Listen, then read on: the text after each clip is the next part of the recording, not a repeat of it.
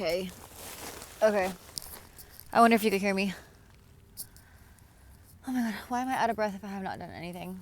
Okay, anyways, I just journaled a little bit. I feel really good. I was speaking really positively and I was just talking to myself kindly.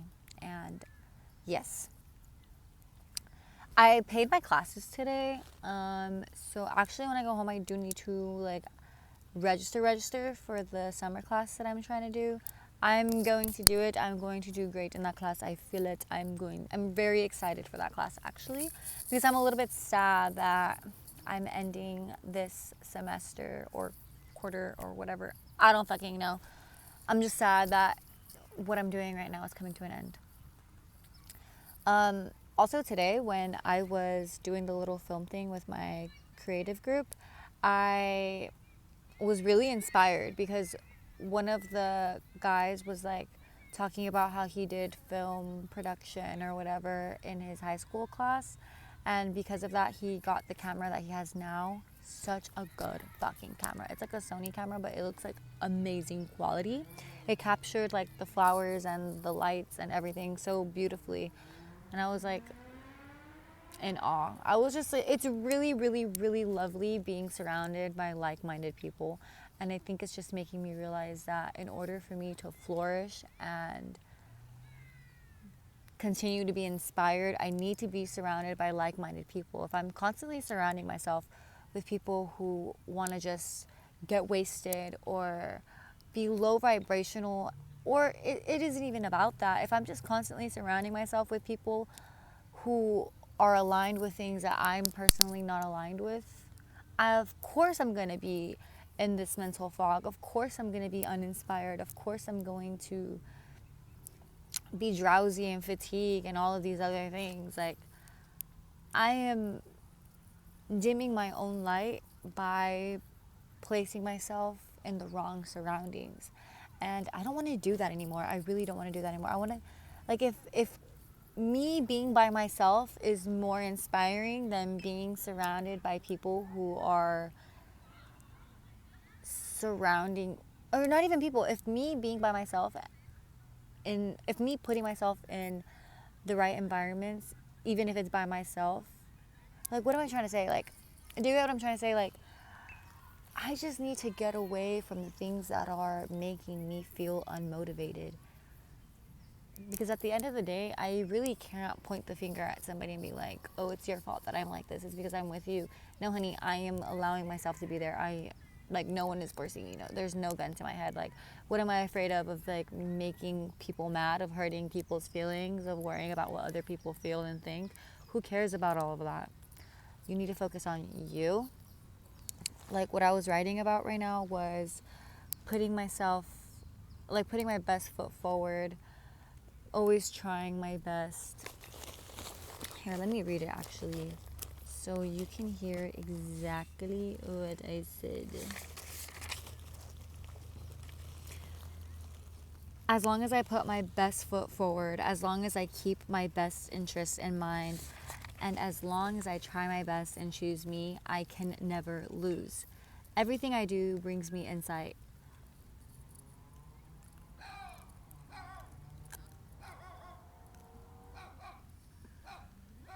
I'm locking in.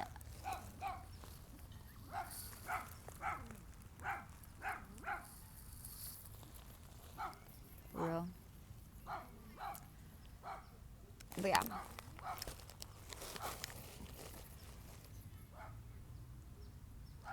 I'm locking in again and again and again, and I'll continue to do it again and again and again. As long as I can, I will. And then I just said a few of my affirmations. Let's hear them together.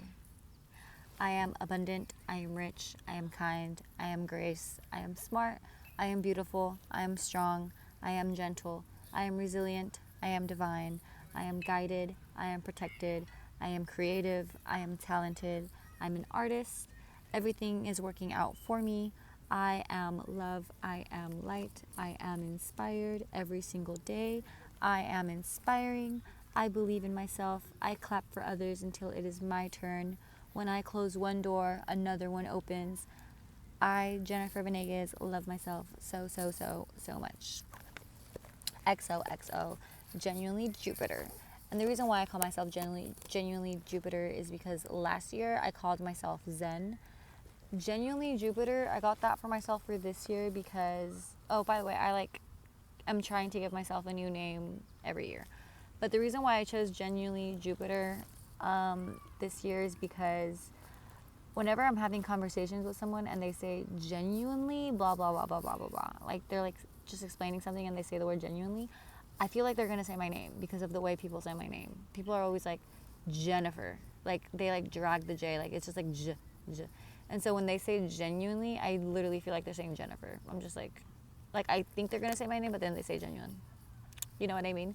And then I chose Jupiter because Jupiter is the planet of expansion and it starts with a J. My name starts with a J. And I really just want to expand this year. I just want to do better. And yeah. So yeah, that's how I came up with genuinely Jupiter. And yeah.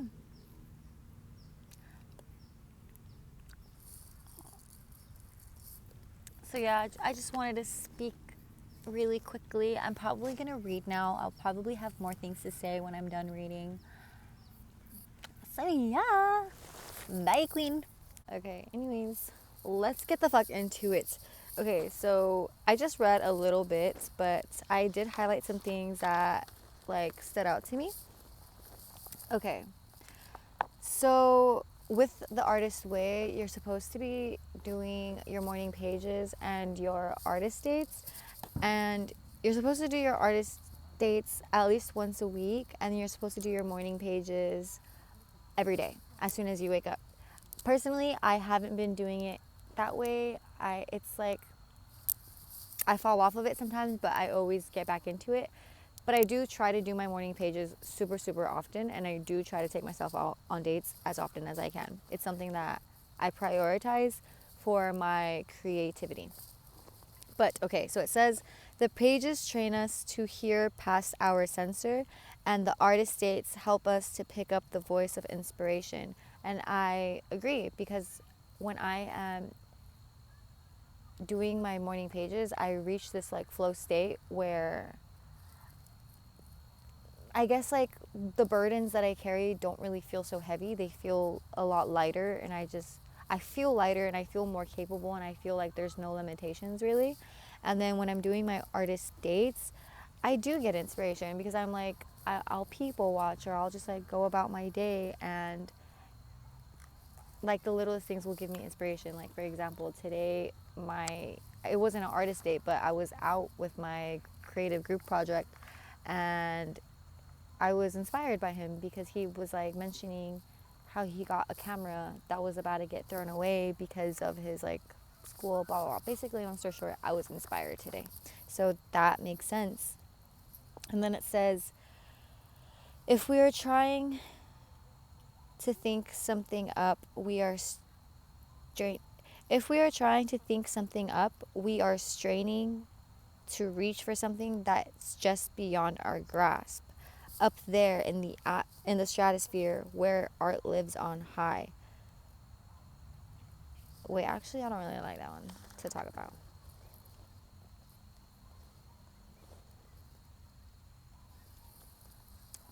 I'm actually just going to read out some quotes that I highlighted and annotated because I think that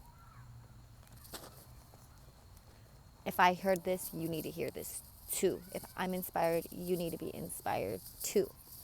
Okay, so the brush takes the next stroke. So basically, it's basically saying how we can have a plan to paint something. For example, like let's say I want to paint on a canvas and I have this whole thing planned out. I'll start painting, but then as soon as I start painting, I change the plan up, and that basically is going to show that the brush is the one taking the next stroke. Like you may have a plan, but art has another plan, you know? These moments of clear inspiration require that we move into them on faith, We can practice these small leaps of faith daily in our pages or on our artist dates. We can learn not only to listen, but also to hear with increasing accuracy that inspired, intuitive voice that says, do this, try this. So basically, it's saying that listening is a practice, like, because everybody has a creative voice. Everyone can tap into that at any time that they want. So it's basically saying, like, you need to practice that. Just like to be good at a skill, you need to constantly practice it. To be good at listening to your inner voice, you need to practice that. You need to, like, tap into that. Because we are the instrument more than the author of our work. And that kind of is going back to the brush takes the next stroke. Because at the end of the day, we are the instrument. It takes me back to the beginning of the book, because in the beginning of the book, it says something like,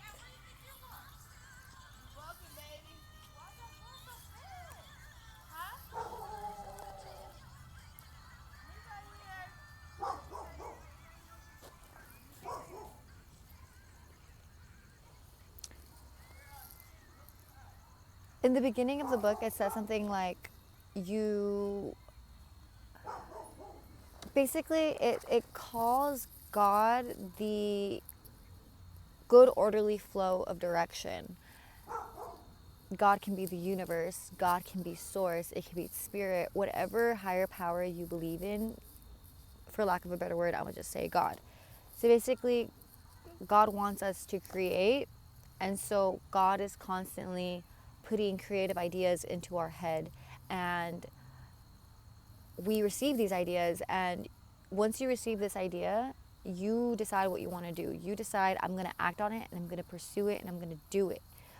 Or you don't do anything about it, and then when somebody else does it, you're like, but that was my idea. Why didn't I do that? They stole that from me.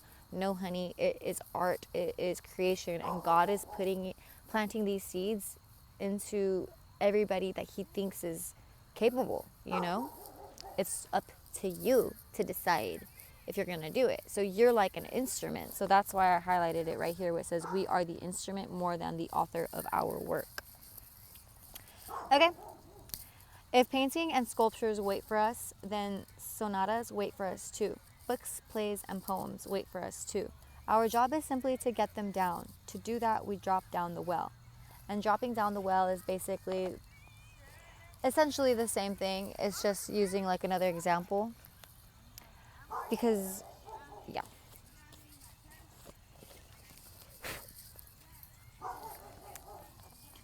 With practice, we learn how to hear the desired frequency on request. We tune in to the frequency we want. So it's kind of just going back and forth saying you have to practice these things, and you have to tune in and stop putting limiting beliefs onto yourself. Once you accept that it is natural to create, you can begin to accept a second idea, that the creator will hand you what you ever need for the project. The minute you are willing to accept the help of this collaborator, you will see useful bits of help everywhere in your life. Be alert. There is a second voice, a higher harmonic adding to and augmenting your inner creative voice. This voice frequently shows itself in synchronicity. So, once you accept that you are meant to create and this is the life for you, God will supply. And you will see these supplies within synchronicity, is essentially what it's saying. So there's basically two things that you need to accept. You need to accept that you are a creator and you are meant to create, and you need to accept that God is helping you in that. He's aiding you. He is supplying you. He is helping you. And that is not something that should like you shouldn't think negatively of that. You shouldn't think like, oh, why would God help me? Why would spirit help me? Why would the universe help me? Why would the universe this? Because why would it not? You are meant to win. Okay? So, Learn to accept the possibility that the universe is helping you with what you are doing. Try to remember that God is the great artist. Artists like other artists. Expect the universe to support your dream. It will. So yeah, basically I wrote little notes talking about listening as a practice. We are the instrument. Drop down the well. Accept help from God, the great artist, the universe, if you will. Synchronicity. We tune in to the frequency we want. We need to practice. So, yeah, basically what I have covered in the chapter of recovering a sense of connection so far is literally that. I'm just recovering a sense of connection, and I am just reminding myself that I am a creator. I am meant to create, and the universe, God, spirit, source is helping me as well. They are not working against me. They are working with me, and everything is working out the way it should.